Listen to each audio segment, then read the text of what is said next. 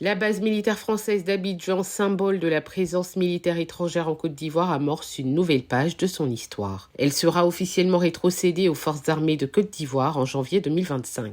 L'annonce a été faite le 31 décembre par le président Alassane Ouattara. Le camp du 43e BIMA, le bataillon d'infanterie de marine de Port-Bouët, sera rétrocédé aux forces armées de Côte d'Ivoire dès ce mois de janvier 2025.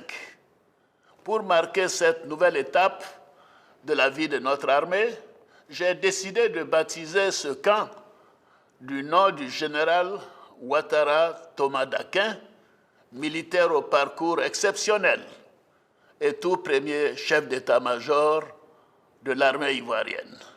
Cette transition symbolise une étape clé dans la quête de souveraineté de la Côte d'Ivoire. Située à Port-Bouët, la base, anciennement occupée par le 43e BIMA, portera désormais le nom de Général Ouattara Thomas Dakin, en hommage au premier chef d'état-major des armées ivoiriennes. Ouattara Thomas Dakin, je crois savoir que c'est le premier chef d'état-major de la Côte d'Ivoire. Un officier supérieur de grande envergure, de grande renommée. Donc c'est une très bonne chose que le président pense à lui en donnant son nom à ce camp de 43e BIMA. C'est une bonne chose, c'est bien pour la Côte d'Ivoire. Il était chef d'état-major de Côte d'Ivoire, mais ça a trouvé que moi, j'ai été un peu petit. Mais après ça, j'ai été à Kachola aussi, je l'ai vu plusieurs fois, quand il était maire de Kachola.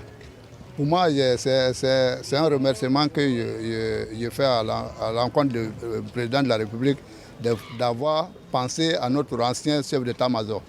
Voilà, c'est ce que je peux faire. La réorganisation de cette base militaire suscite à la fois espoir et interrogation parmi les populations locales. Ce transfert de contrôle marque un tournant stratégique pour le pays dans sa quête de souveraineté.